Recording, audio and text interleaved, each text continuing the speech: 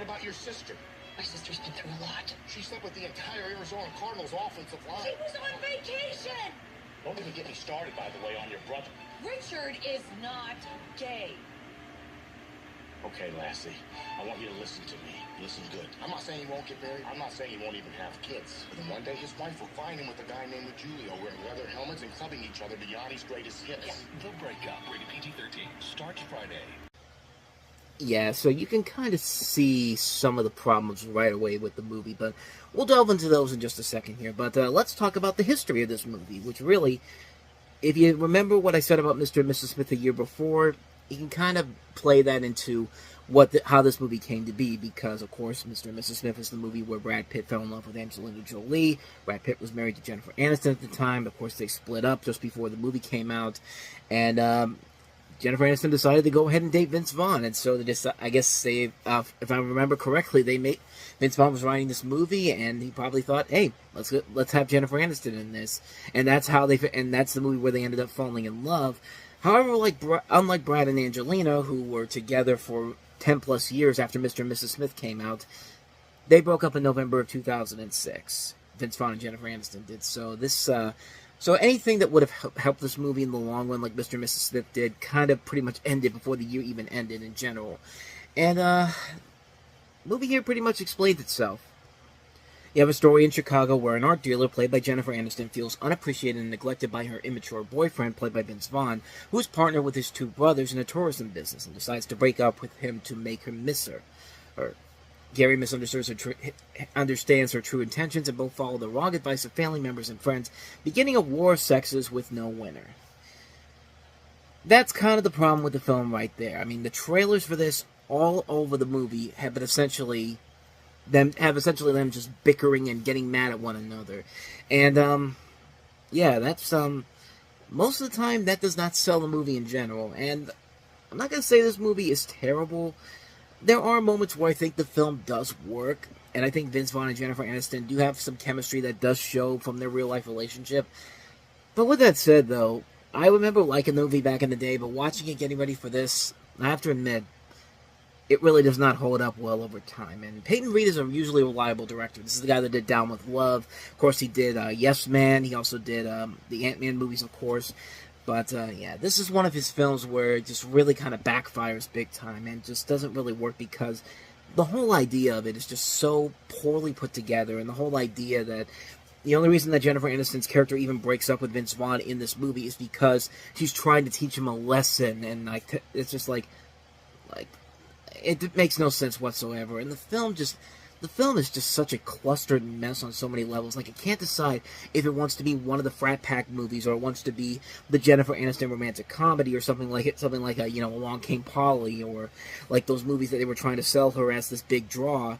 Rumor Has is another example, which I think that's a far better movie than this movie is. And yeah, this movie, I tried watching it again. I tried to give it the benefit of the doubt, and yeah, it really does not hold up well over time. And it's just because you can't keep getting invested in this couple, because all they're doing throughout the film is just bickering and arguing with each other one by one. And the argument, the ways they're bickering with one another don't even make a whole lot of sense in general. It just feels like they're just saying something because it's just like, the director said, okay, let's have you improvise some insults to one another. Let's see how that works. And if you don't have a good idea of how to do this, then you probably should not do this movie altogether. And, like, the insults that they have for one another really do feel like they were just insults that they were told to improvise, and they don't really mean it for the character in hand. And, yeah, it just really doesn't work in the long run. It's a shame, because there is a lot of really good talent in the cast in this movie. I'm looking at the list right here. You got, of course, Vaughn and Aniston, but Jon Favreau, Joey Lauren Adams, who I've always really liked in movies. Justin Long is in here. Jason Bateman, Vincent D'Onofrio, John Michael Higgins, Anne Margaret, Peter Billingsley, Keira O'Donnell. Like, there is a lot of really good talent involved in this movie. Judy Davis. But the film itself is just such a uncomfortable experience. Like, this is like, if it went the dark comedy route, like something like War of the Worlds, not War of the Worlds, War of the Roses, like, there could be something really dark and really hilarious about it that could actually work towards the film's advantage. But unfortunately, that's not in this movie in general, and it just really, really suffers because it's a film that wants to be an anti-romantic comedy, but it doesn't want to insult the audience. It's like a movie like Mamma Mia, except Mamma Mia is a complete clusterfuck of a film. This is a film that just feels like we want to show you the rough side of a breakup, but we want to put a lighter side on the breakup and on getting divorced or splitting up with your ex in general. And you can't really do that with a movie like this. You either have to go all the way with it, or just don't do it at all, because if you try to do it the way that this movie does, you get a result like this. A cluttered mess of a film that has no idea what it wants to do. Like, what kind of direction does it want to go into? And it just, you can't really figure it out by the end of it. And you come out of it just going like, what the hell did I just watch? Because I really watched this movie and did not feel like I got anything out of it at all. It just feels like a waste of time. Just a mess of a film, and just, it literally does feel like a film that was made to combat Brad Pitt and Angelina falling in love on Mr. and Mrs. Smith. Like, hey guys, this is our movie too. And while the film was a success, it made 3 times its budget. No, more people remember Mr. and Mrs. Smith than they do this movie. And watching it again, it kind of is not surprising to see why. The movie just doesn't work, unfortunately. It's not a bad movie, but you could just feel like there was some more potential that they could have had with it, but it doesn't go all the way with it. And because of that, I think it suffers big time. So, disappointment indeed with the breakup. World. It takes all kinds. I'm a precision instrument with speed and aerodynamics. You hurt your what? My name's Rysher. Like Terminator, but without the tuck. Holy Porsche. Ow, ow, ow, ow. From the creators of Finding Nemo and The Incredibles. Oh, yeah. About some organic fuel. Take a car watch. Disney presents a Pixar film. Hey, real race car.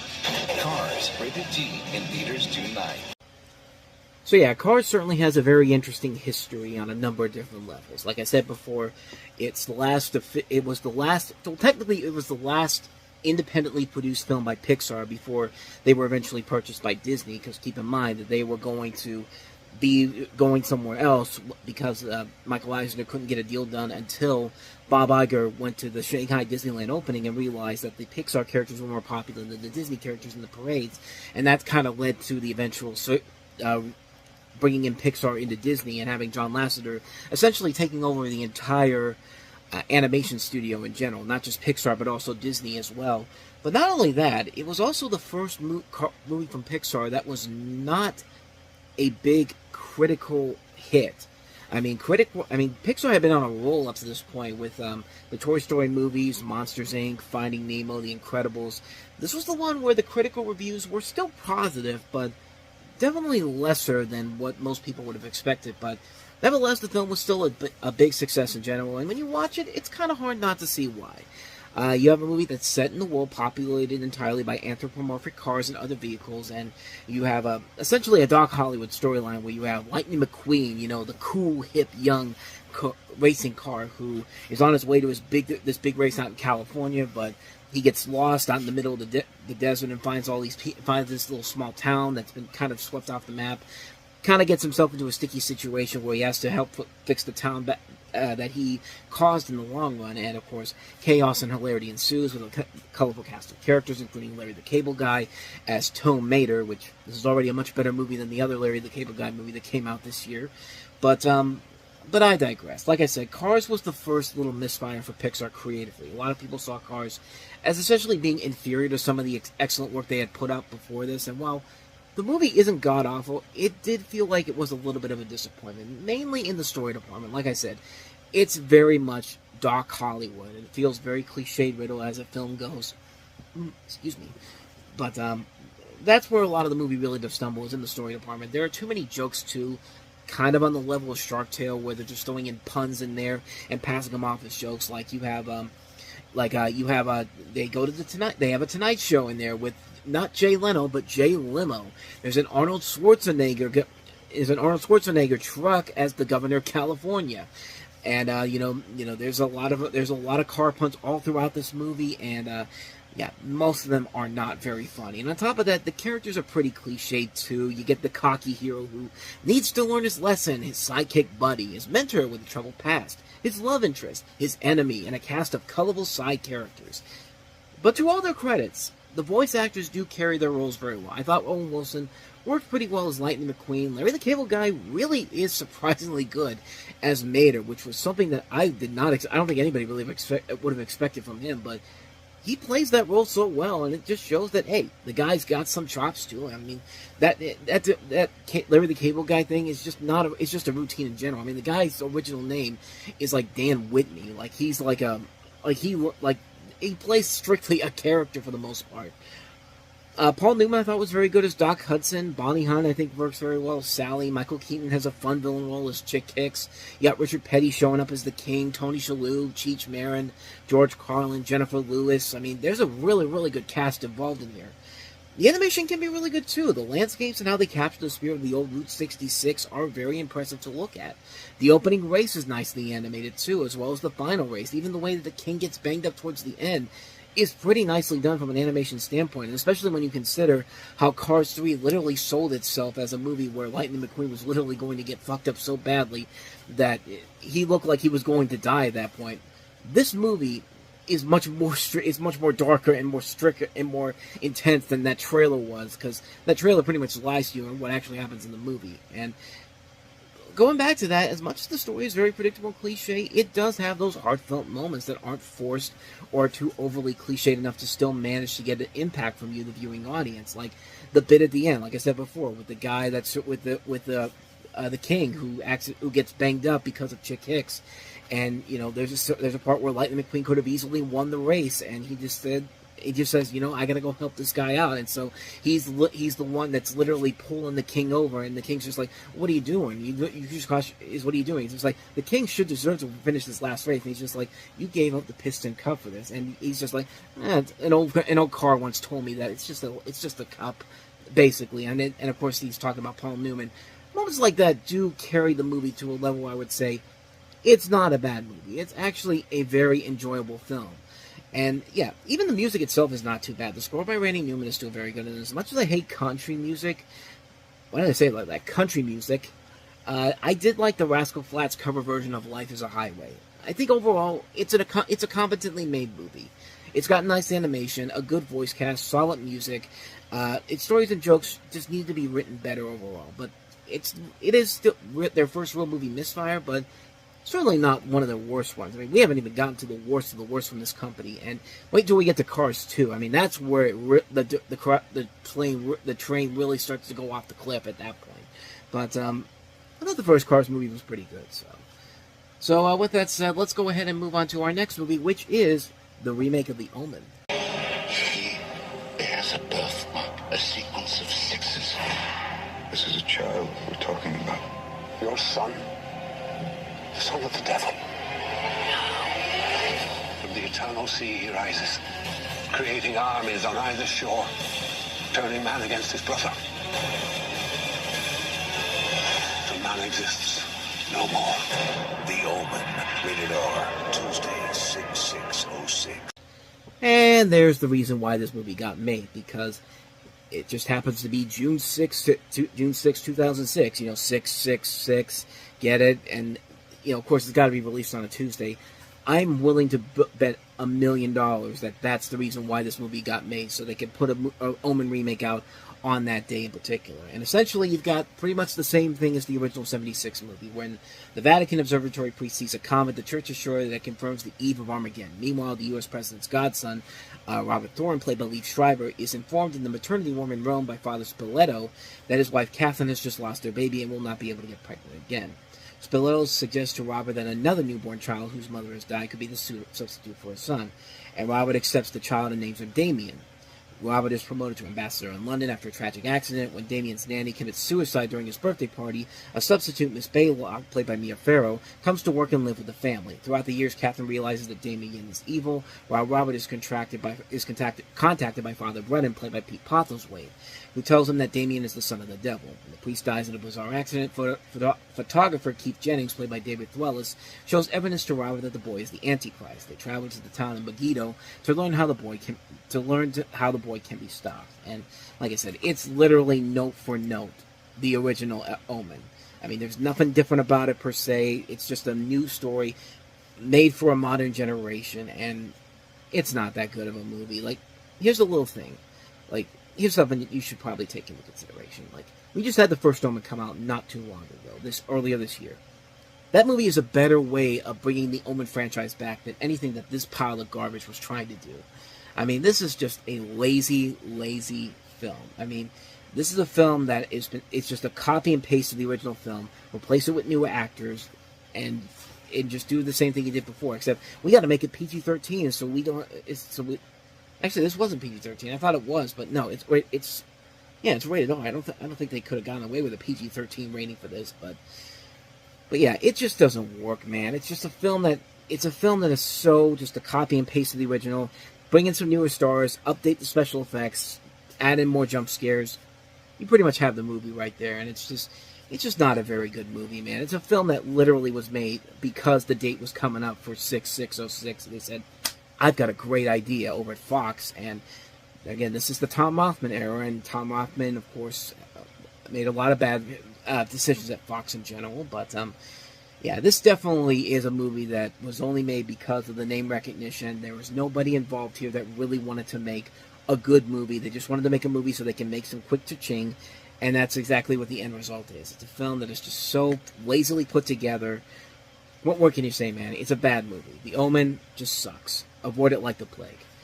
So with that said, let's go ahead and move on to our last movie, which is A Prairie Home Companion, directed by Robert Altman. Home Companion on DVD. This isn't really going to be your last show, is it? They have one last chance to put on the greatest show of their lives. You might think about cutting down on the desserts and sex with men.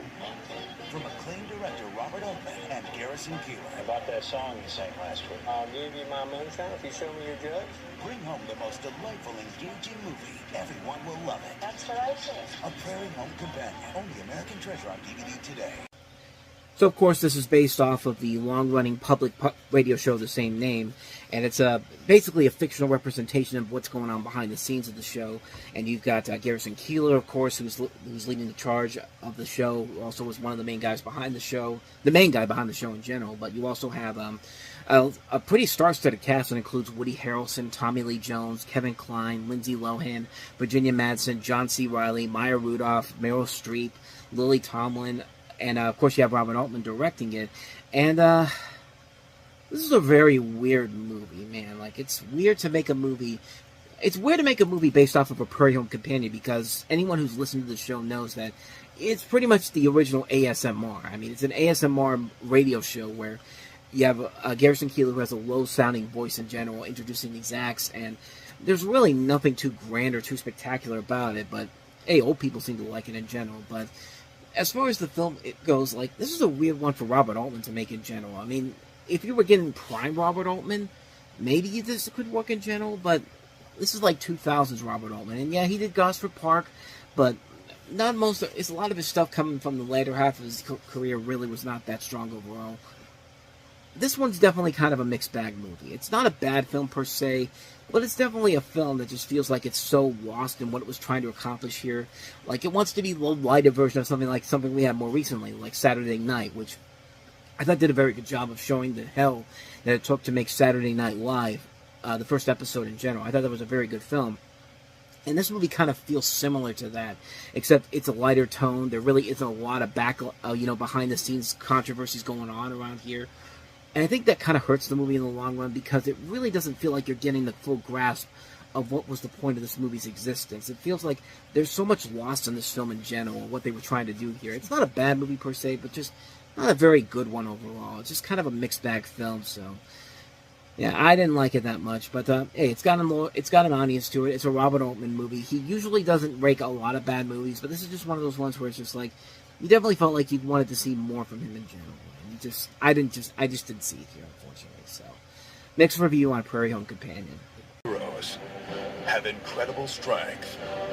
Some possess amazing powers. But one hero has a sweet pair of tights. This summer, The orphans, they need me. he's standing up for the little guy. We gotta take it to the next level. From Nickelodeon Movies and the director of Napoleon Dynamite, Jack Black in Nacho Libre. This film is not yet rated. So in the film, Jack Black stars as Ignacio, a disrespected cook in a Mexican monastery that can barely afford to feed the orphans who live there. He's inspired by a local wrestling hero and decides to moonlight as the not-so-famous luchador Nacho Libre to earn money from the monastery, not to mention the admiration of a beautiful nun, Sister Encarnacion, played by Ana de la Regula? I think that's her. I think she was also in Cop Out, too, if I remember correctly. Yes, I was right on. Ana de la Reguera. And, yeah, this movie has a lot of problems to it. The biggest problem with the movie mostly stems from the script itself. This was co-written by Mike White, who did The School of Rock with Jack Black. And you also have the unique writing style of Jared and Jerusha Hess, of course, the people behind Napoleon Dynamite. So it's one of those movies that has two different versions of comedic writing trying to come together, and it just doesn't really blend well here. Not to mention, all the cliched elements that are shown are all throughout this entire movie. It's a mess all around. Jack Black is perfectly fine in it. He does deliver some decently comedic moments throughout the film, and he does have a likable personality to it. Everybody else is kind of bland and generic. Nobody really took off in this movie to make much of an impact. The music really is off in this movie. You really can't go wrong with Danny Elfman overall, but here, he seemed like he was really forcing it in here, and he kind of was. Like, it literally... Hess originally wanted Beck to do the soundtrack for the film. Beck had been a fan of Hess with Napoleon Dynamite. He accepted, but Paramount didn't think that Beck's style fit the film and decided to get Danny Elfman to replace him. So Elfman had to basically rewrite a script literally weeks before the movie came out. However, only about 2/3 of the film the score ended up being in the movie. But then again, when you start in May of 2006, you have to get this out by June 16th. Yeah, that's probably going to be a main reason why the music seems off here. Due to how much of Elfman's music filled the film, Elfman's representatives asked that Elfman be the only person credited for the score, and Hess actually caught wind of this and would not allow the studio to remove Beck from the credits. When finding that he would not have the only music credit, Elfman told Paramount to remove his name from the film, and an agreement was eventually reached where both of them were credited for the respective parts of the scene. So, like I said before, they brought Elfman to write a full score for this and record it a month before the film's actual release. So there's already a disconnect of what kind of a music should fit this story in general. And Nacho Libre wants to tell a unique story to it, but it's so jumbled on so many levels, from the script to the music to the style of comedy they want to go with.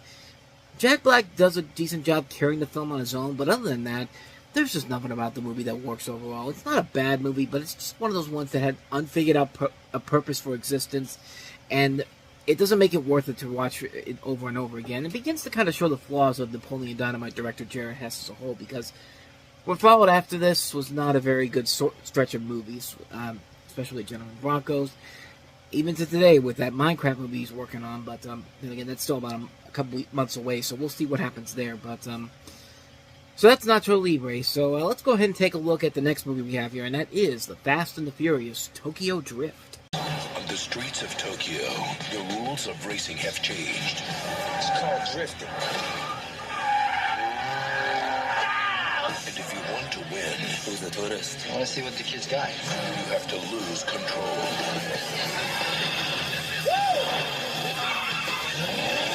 Now what, Paul? Come on!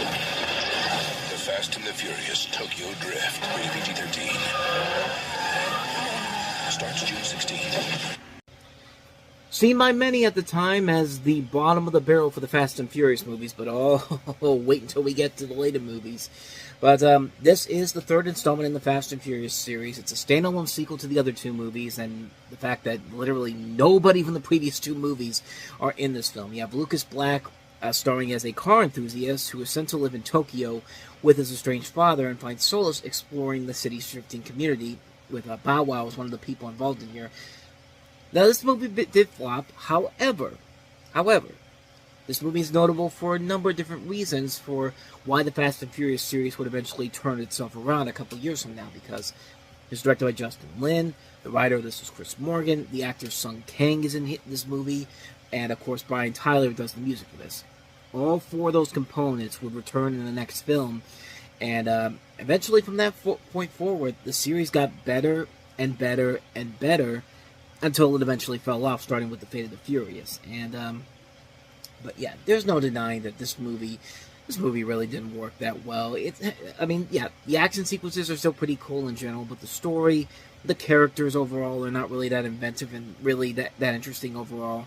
And like I said, these would be better examined in future movies, starting with Fast and Furious, and after that, it's just kind of like, yeah, there's just literally nothing here of value whatsoever to really make this somewhat of an enjoyable movie in general, even with the nice the nice action sequences overall. But other than that, though, yeah, definitely not one of the better Fast and Furious movies. But then again, like I said, it only gets worse from there because, you know, Fate of the Furious, I was going to say F9, but Fast X is another one that's pretty bad, but I think those movies are worse than this one is. This is probably my third least favorite of the series in general. So, yeah. But like I said, it does get better from here, starting with the next movie that comes out, but that's still about a couple years away, so.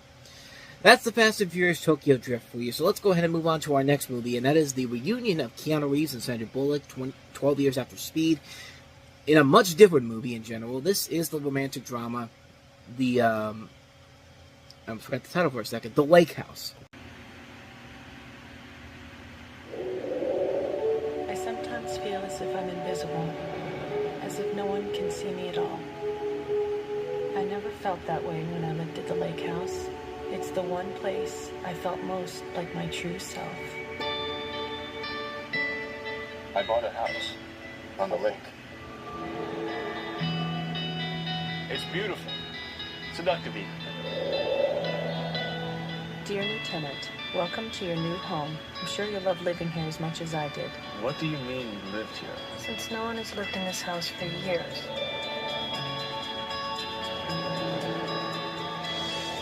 Ridiculous. For argument's sake, what day is it there? April 14th, 2004.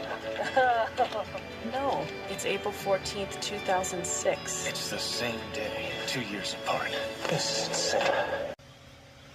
A pretty good concept overall here. This is actually a remake of a South Korean film called Ilmar, and it stars Keanu Reeves as an architect living in 2004 and a doctor played by Sandra Bullock living in 2006 who meet via letters left in the mailbox of a lake house where they both lived at separate points in time.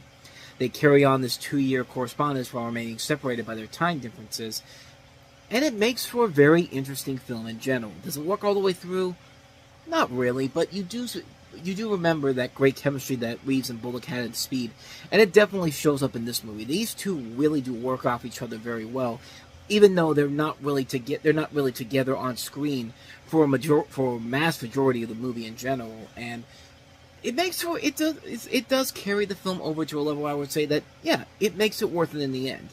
I think as a story, it's pretty much the predictable rom-com material that you kind of get used to seeing in these films like this, but like I said, I think the concept is so good on its own that I think it does carry itself to being one of the better romantic dramas as a whole. It's a really impressively put together movie, a very fun little concept in general.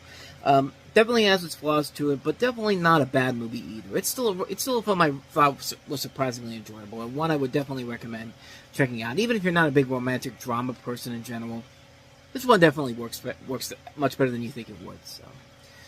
So with that said, let's go ahead and get to our last movie, and that is the sequel that everyone was demanding for if you were living in Britain.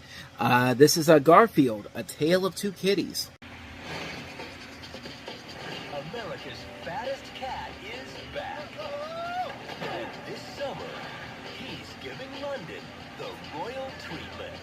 Odie, no, don't do the ugly American thing. The British are coming, 20th Century Fox presents When the going gets tough, the great ones party.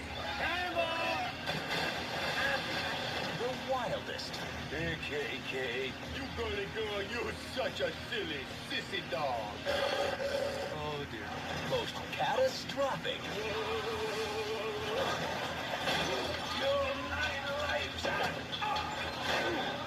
comedy event of the year.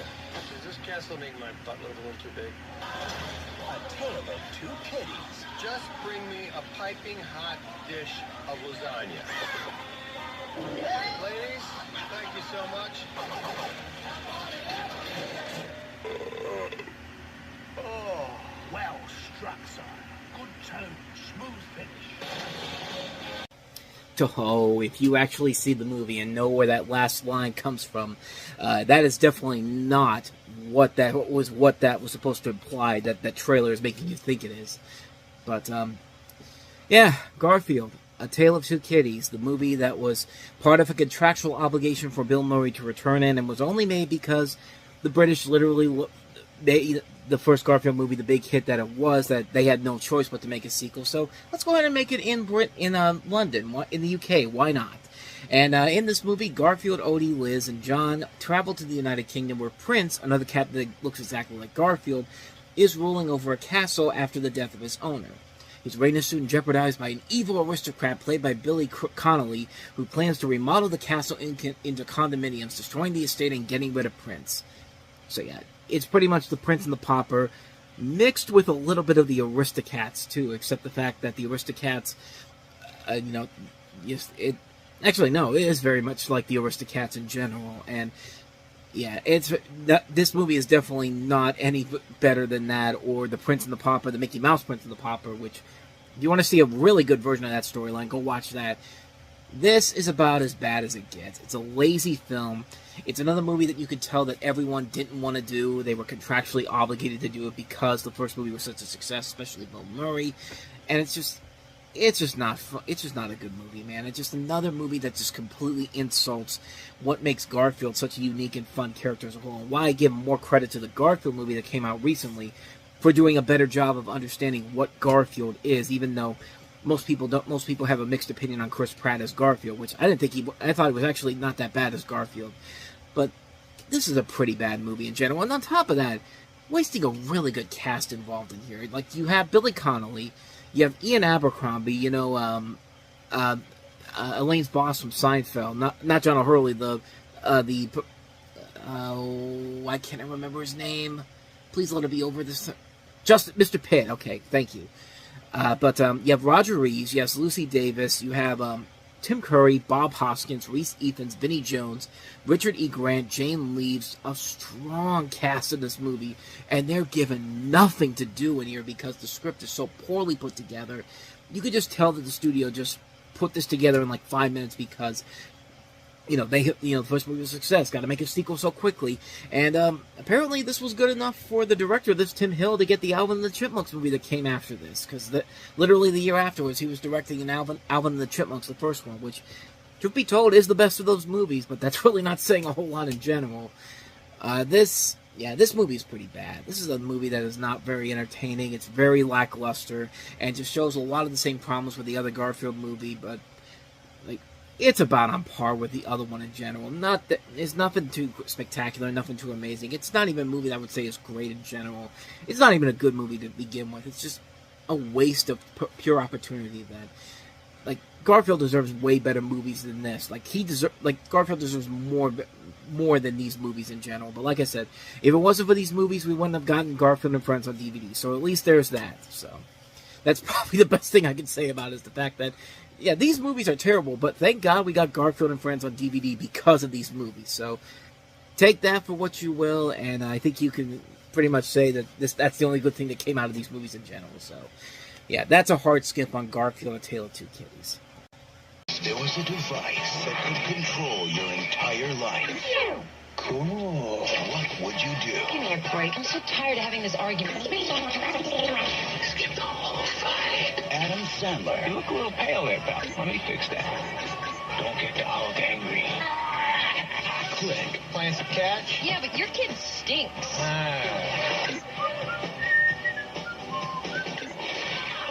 Keep your eye on the ball, kid. Rated PG-13. In the film, you have Adam Sandler playing a workaholic family man who acquires a magic universal remote that enables him to control reality. You have Kate Beckinsale starring as his wife, and Christopher Walken starring as the eccentric stranger who gives Michael the remote. And you also have a cast that includes David Hasselhoff, Henry Winkler, Sean Astin, Julie Kavner. Jonah Hill's also in the movie as well. Directed by Frank Coraci, who worked with Sandler previously on The Waterboy. And this is certainly one of the more intriguing movies from Adam Sandler's peak years in terms of the movies that were successful for him, because, this is a story that we've seen done before numerous times. I mean, Garfield and Friends did an episode similar to this where Garfield got, a magic remote, and it, controlled all these different things. It wasn't just, pausing and everything. Also, The Simpsons did it for one of their Treehouse of Horror episodes instead of it being a magic remote, it was a magic stopwatch.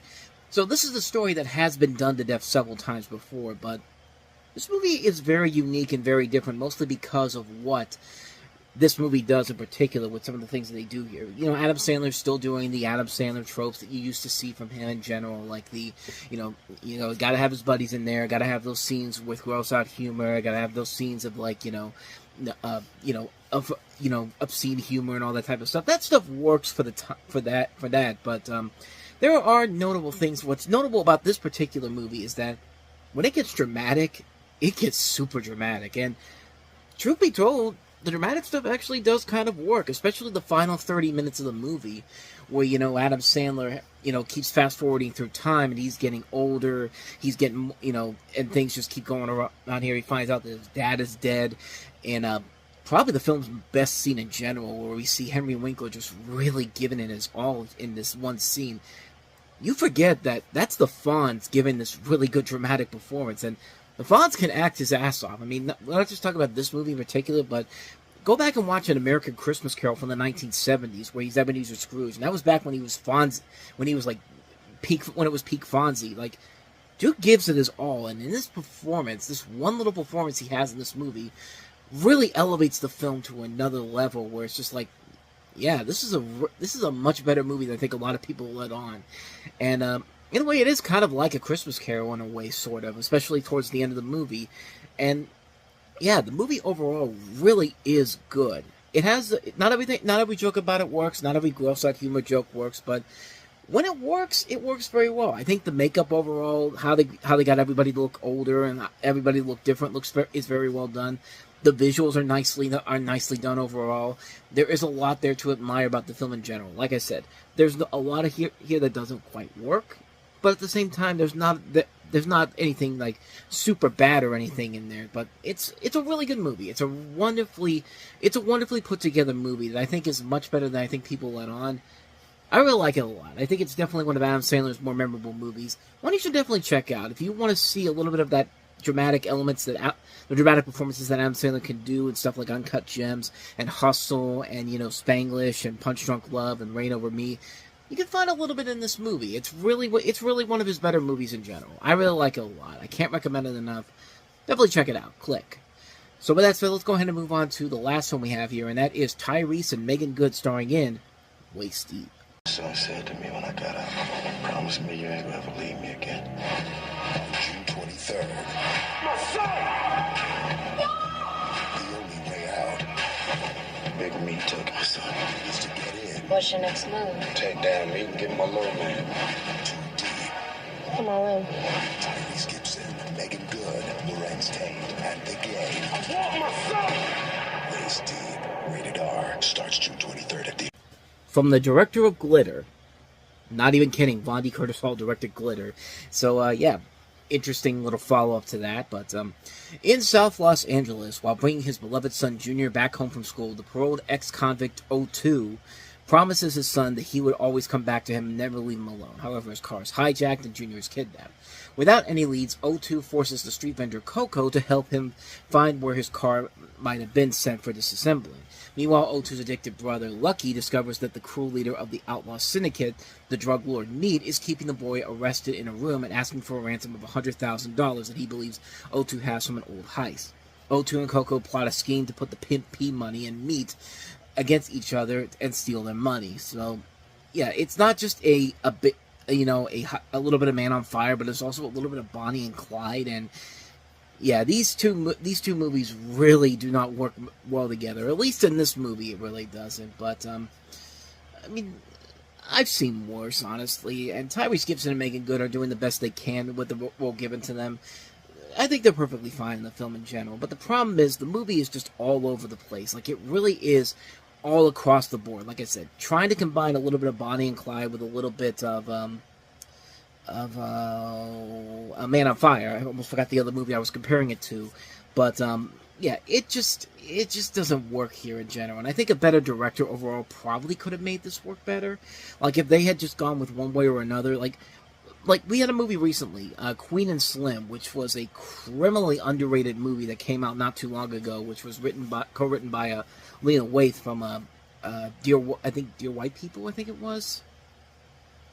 The Chi. I'm sorry, I got my shows mixed up here, but she worked on the show The Chi, of course, the Chicago, and she was actually the main screenwriter on this movie in general, and I thought this did a better job of presenting a Bonnie and Clyde for a new generation. It was a really great, underrated movie with Daniel Kaluuya from Get Out. Jodie Turner-Smith was very good in the film.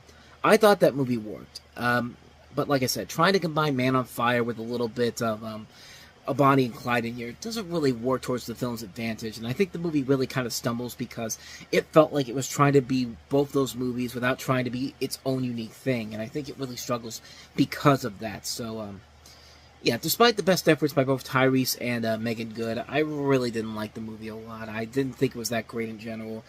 Largely forgettable film. Yeah, avoid it like the plague.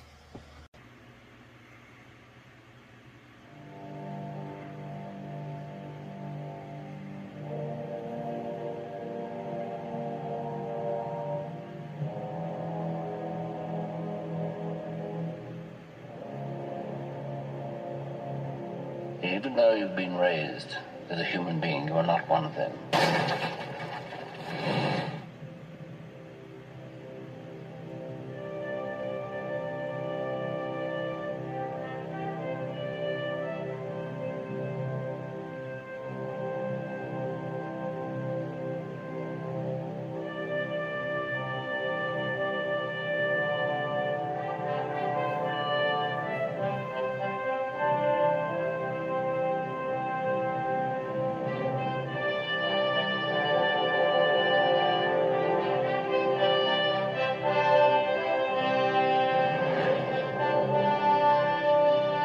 Be a great people, Kal-El, they wish to be. They only lack the light to show the way. For this reason, above all, their capacity for good. I have sent them you, my only son.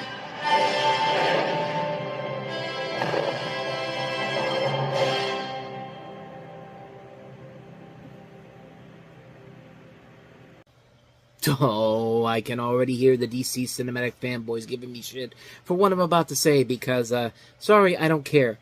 Zack Snyder and Henry Cavill Superman movies pales heavily in comparison to what will always be the best modern-day Superman movie, at least until the James Gunn movie comes out next year. That is Superman Returns, and I know this movie gets a bad rap, but I'm sorry. It's the better Superman movie than Man of Steel. With Man of Steel, Zack Snyder was clearly trying to turn Superman into Batman, and he just isn't. Don't even get me started on Batman v Superman, where Snyder just butchered not only Superman, but also Jar Jar Lex Luthor with Jesse Eisenberg's performance. That's another thing I'm not taking back. Batman v Superman is this generation's Phantom Menace, one of the worst movies from the last decade. What Bryan Singer does is bring Superman back to the Christopher Reeve style, while also trying to make it stand out, and make it his own, like what Tim Burton and Christopher Nolan were able to do with their own style of Batman. Does it work all the way through? No, it doesn't, but there was certainly more about it, this movie, that I enjoyed than most of what was in Man of Steel. It didn't need to go for a darker tone like Man of Steel did. It doesn't need to go bleak and look so bland like Man of Steel did, and it certainly didn't need to be a boring, long heap of a movie like Man of Steel is, even though Superman Returns does that too, but not as badly. But let's talk about the movie itself. You have Superman, after eliminating General Zod and the other Kryptonian arch-villains, Ursula and Nunn. Superman leaves Earth to try to find his former homeworld of Krypton after astonishers have supposedly found it. This movie takes place after the events of Superman 2, and just kind of forgets Superman 3 and 4 exist, which, that's good. Neither one of those movies are great either. When he finds nothing but remains, he returns home to Earth to find out that Lois Lane, played by Kate Bosworth, is engaged to a relative of his boss, the boss being played by Frank Langella, and Lois' fiancé is played by James Marsden, and that Lex Luthor, played by Kevin Spacey, is at it again, after swindling an elderly, terminally ill woman, who was actually played by Noel Neill, the original Lois Lane on the 50s George Reeves show. The psychopathic Luthor who plans to destroy California failed because of Superman's heroics, vowing vengeance against the Man of Steel and contriving a new sinister plot using the crystals of Krypton to build a continent that will wipe out most of North America. Embedded in the continent's structure is kryptonite, the lethal substance that is Superman's only weakness. Upon learning of Luthor's sinister scheme, Superman must race against time to stop the psychotic Luthor before millions, possibly billions, are killed. Now, a lot of people are mixed on this movie. A lot of people hate it because it isn't the Superman movie they want to see. It's not really a new rendition like Man of Steel, but it's mostly an homage to the original Superman films by Richard Donner. But honestly, that's not a bad thing.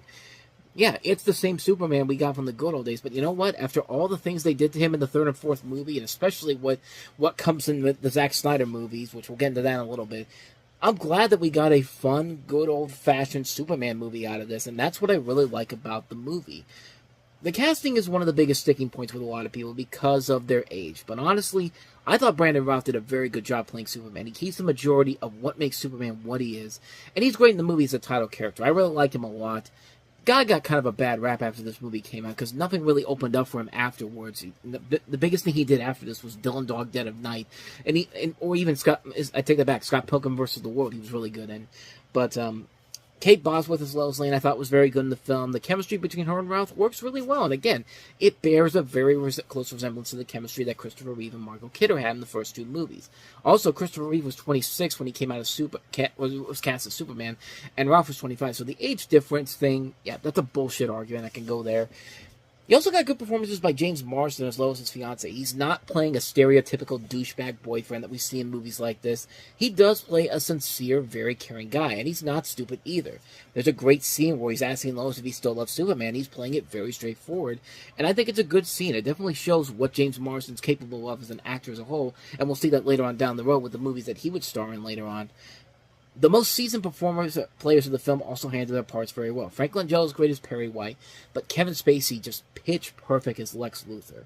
Say what you will about the guy nowadays, because there's a lot of things you can say about him that are very negative, but this guy has 2 Academy Awards for a reason. He's a hell of a damn good actor.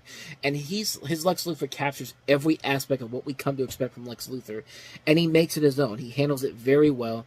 You also have a lot of good supporting performances from people like Sam Huntington as Jimmy Olsen, Parker Posey playing Lex's henchwoman, Miss Tess. Is it Miss Tessmacher in this movie, or is it somebody else? It's a different character, even though this is technically based off the Taskmaster character played by Valerie Perrine in the original 70s Superman movie. So I wasn't too far off. So I'll give myself a little bit of credit for that. But Cal Penn has a couple of brief scenes as Lex's henchman.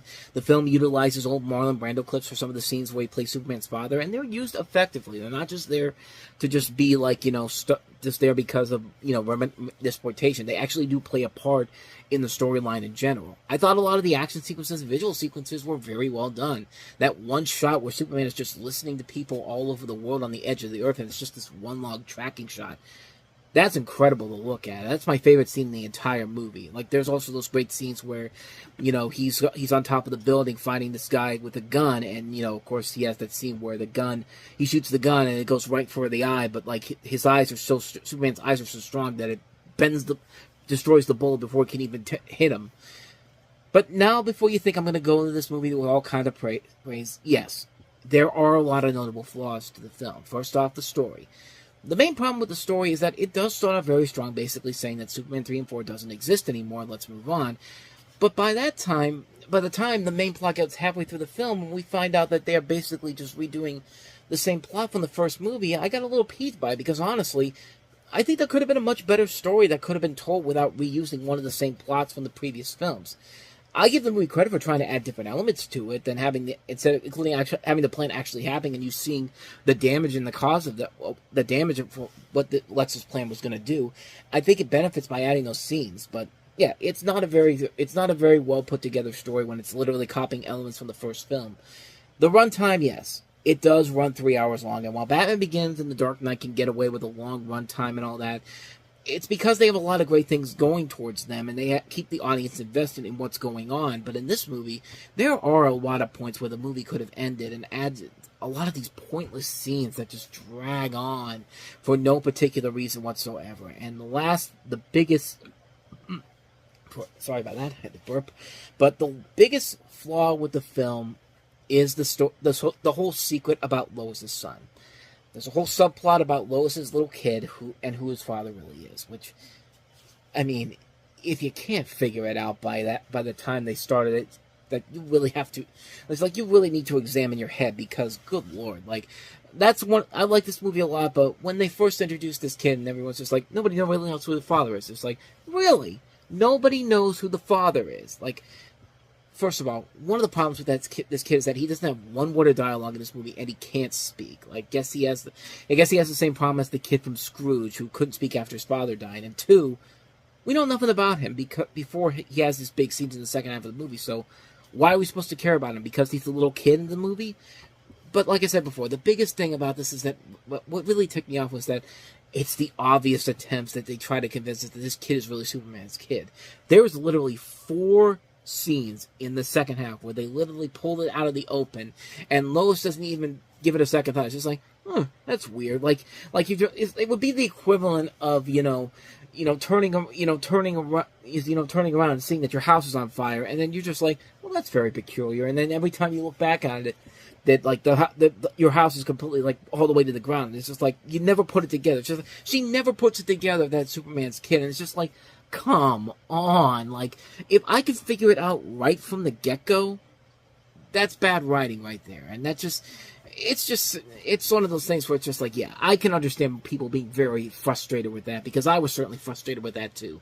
But regardless of all of that, of the 2 reboots that have come out for the Man of Steel, Superman Returns is, my opinion, the far superior reboot. It has an interesting story that takes place after the first 2 Superman movies. It's a film that has a good cast that works well with it. Everybody in the story acts like who they're supposed to be. You have a director who knows Superman and clearly has an idea of what kind of a movie he wants to make with him. The action sequences are great. The music is great. The visuals are impressive. It's a great action film. It's by no means a classic, by any means necessary. It has a ton of flaws to it, but it did a better job of bringing Superman back into the mainframe than Man of Steel did. I'm in that minority, but I don't give a shit. Superman Returns is the better reboot, in my opinion. Now, James Gunn's Superman movie that is in production right now, everything that I'm hearing about it looks really, really good. Everything about it has a lot of the same things that I was looking forward to with this movie. James Gunn clearly has an idea of what to do with Superman, and from the early stuff we've seen from it, it looks like it's going to be that type of a movie that Superman Returns was, except hopefully on a more mass appreciation level than Superman Returns did. I'm definitely looking forward to seeing what James Gunn brings to the table with it, but until then, this is still the better reboot of the Superman series in a modern setting. Go at it with me, and I will be more than happy to take your comments down below, and constructive criticism, people, because if you're not going to give me any real criticism for this, I'm going to delete the comments, because I have that power to do that. I mean, I have the power to do it with these hands. But that's my 10-minute review of Superman Returns. No joke, this review literally has taken me 10 minutes to get into that, but with that said, there was another movie that came out this week, and another big notable release, and that is our next movie. That is Meryl Streep and Anne Hathaway starring in The Devil Wears Prada. Miranda Priestley's the editor-in-chief of Runway. So you don't read Runway? No. Not to mention a legend. And before today, you'd never heard of me? No. You work a year for her, and you can get a job at any magazine you want. You have no style or sense of fashion. No. That wasn't a question. You got a job at a fashion magazine? What was it, a phone interview? Who is that? Are we doing a before and after piece I don't know about? In the world of high fashion. There you are, Emily. Actually, it's Andy. My name is Andy. A million girls would kill for this job. Is there some reason that my coffee isn't here? Did she go to Rwanda for the beans or something? Where so much is at stake. I need 10 or 15 skirts. Goodbye! Hello? Where are my eggs? Lingerie. She is vicious. Andy Sachs is about to discover. She hates me, Nigel. There's a way that you can help me. Little Crisco and some fishing line, and we're in business. It's not just about what you wear. What do you think? Andy, you look so chic. You look so thin. Do I? I'm just one stomach flew away from my goal weight. It's about who you are. Nate. I got it. Let me talk to her. No. Phone. I'm leaving right now. Do you know why I hired you? I see a great deal of myself in you. The person whose calls you always take, that's the relationship you're in. Let me know when your whole life goes up in smoke. When is this time for a promotion? People think that success just happens to you. It doesn't. You want this life? The decision's yours. The Devil Wears Prada. This is the movie, of course, that stars Anne Hathaway as a woman who has graduated from a university, landing the dream job that a million girls would kill for, assistant to Miranda, played by Meryl Streep, the chief editor of Runway, the top-selling fashion magazine in the industry. It's a job set to fast-track her career in journalism if she can survive a year working for Miranda. From here, Andy, with no sense of fashion at all, begins a fish-out-of-water drama as she is thrown into a lifestyle full of the fast-paced 3-inch minimum heel height, Diet Coke, and coffee substance abuse. Andy works really hard to deal with Miranda's endless, unimaginable demands. She even becomes trendy and classy. However, she gradually finds herself working 24/7, and soon her life with her boyfriend, played by Vinny Chase from Entourage, that's Adrian Grenier, and her best friend Lily is slipping away from her. Then she realizes that she is losing what really matters. She does not want to lose herself, no matter how many more pairs of Manolos and Jimmy Choo she can score along the way. This is kind of a movie that really ushered in Anne Hathaway is the actress that everyone knows her now. Like, everyone looks at her in this movie, it's just like, wow, that girl can really act. Like, the Princess Diary movies were not a fluke by any means necessary. This is a woman that can act and deserved to win an Academy Award, which she eventually did later on with Les Miserables. But not only that, introduction to Emily Blunt, like, this was the movie that everyone realized, who's this British chick in this movie? She's really good, too. And, of course, Emily Blunt will go on to have a successful career on her own. Pair it up with, Meryl Streep and Stanley Tucci. They will usually turn in 110%. Adrian Grenier is pretty good in the movie. Simon Baker's pretty good in here as well. The movie itself, I'm not the biggest fan of it per se, but it's the acting that I think really does carry the movie to an echelon where I would say that it's a good movie. I don't like it as much as everybody else does, but I think it's a movie that is mostly working because of the showcase performances by the entire cast, especially the breakout performances by Hathaway and Blunt. I think that's the thing that a lot of people take away from this movie in general. And it works. It works all the way through. Everybody here gives it his all. I'm not a big fan of it per se. I think it has a lot of flaws to it, and it's really not made for me personally, but it's a movie that overall I thought was good. I thought it was okay. I thought it was good. I thought it was an okay movie. I don't like it as much as everybody else does, but I don't hate it either. I just think it's a passable film that really puts itself to another level because of the acting involved in it. And for that, I give it credit for that. So I like it, don't love it like everybody else does. So let's go ahead and move on to our last movie we have here, which is Strangers with Candy. Hello, I'm Jerry Blank. Being the new kid in school is never easy, especially when you're a boozer. You're a fat goblin. Son. She is. I know, Derek. I have eyes. A loser. What's your IQ? Pisces. And a user. Would you like to carry my books? After 32 years of being a bit of a troublemaker, I've decided that I'm going to start my life exactly where I left off. Back in school. You have to be special, Jerry. Special? You have to make the honor roll. Be prom queen. Make the honor roll. But this time, I'm going to fit in. Hey, homies, how about making some room? Because people like me. Why doesn't anybody like me? Now, as many of you know, it's science fair time again. Your project could be about finding the link between a loser and a daddy. You crossed my child zone again. You're going to pull back a buddy stump. It all came rushing back to me. The years of drug-addled, alcohol-tainted debasement. I'm going to make you feel so good. You're off the team. But my daddy's in a coma. Go see the school grief counselor. She's supposed to care. I wish my daddy was in a coma. He's dead, Jerry. He put an effort into it. I hate you. What'd you say? What did you hear? I'd rather not repeat it. Well, then I guess we'll never know. I need more out of this relationship than I'm willing to put in. You pushed me away. I wasn't pushing you away. I was pulling me toward myself. This summer, you're invited to purchase tickets to the film version of the hit Comedy Central series. Why can't we just be friends? Fat hips sink ships. Amy Sedaris. These are my new best friends. Who's this face and what's her name? Stephen Colbert. I love you. And Paul Danello. I may be an authority figure, but I have the mind of a child. So, Monica, who's fat and ugly now? Still you, Jerry. Strangers with Candy. This is nice. Family. We don't speak with food in our mouths at this table. I don't have any food in my mouth.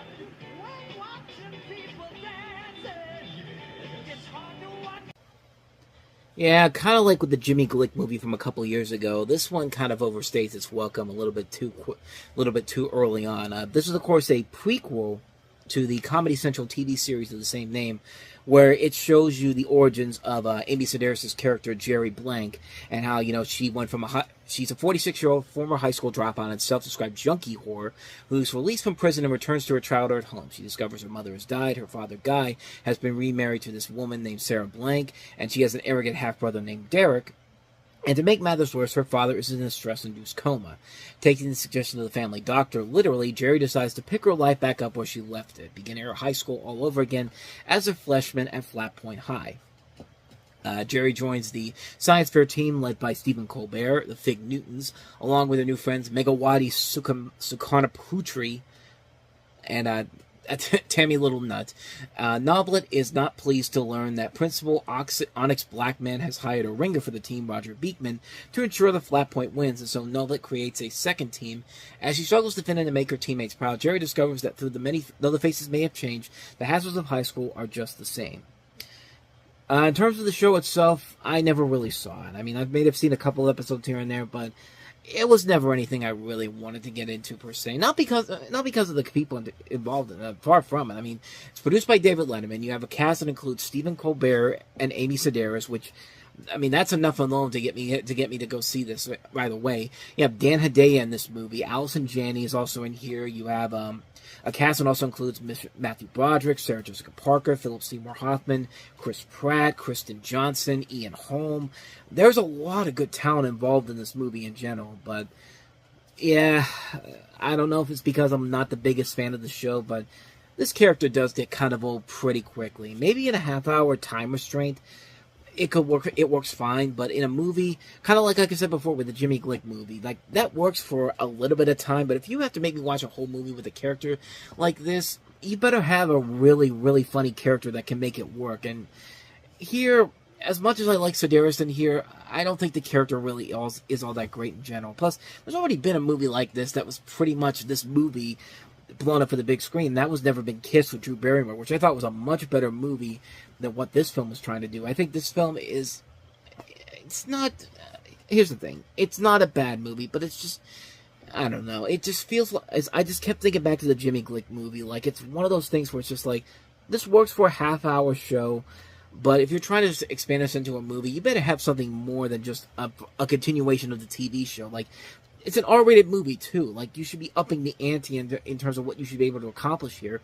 I mean, we're going to have another Comedy Central-based movie coming up within the next year, Reno 911 Miami, which I think does a better job of expanding the series to a more wider brand of what you're able to do with the R rating in general here. Here, not so much. It's, I don't know. Like, to me, it didn't work, but I know it has its loyal fans, but for me, it's just a little bit too much for my taste, so a mixed bag, a mixed opinion on Strangers with Candy.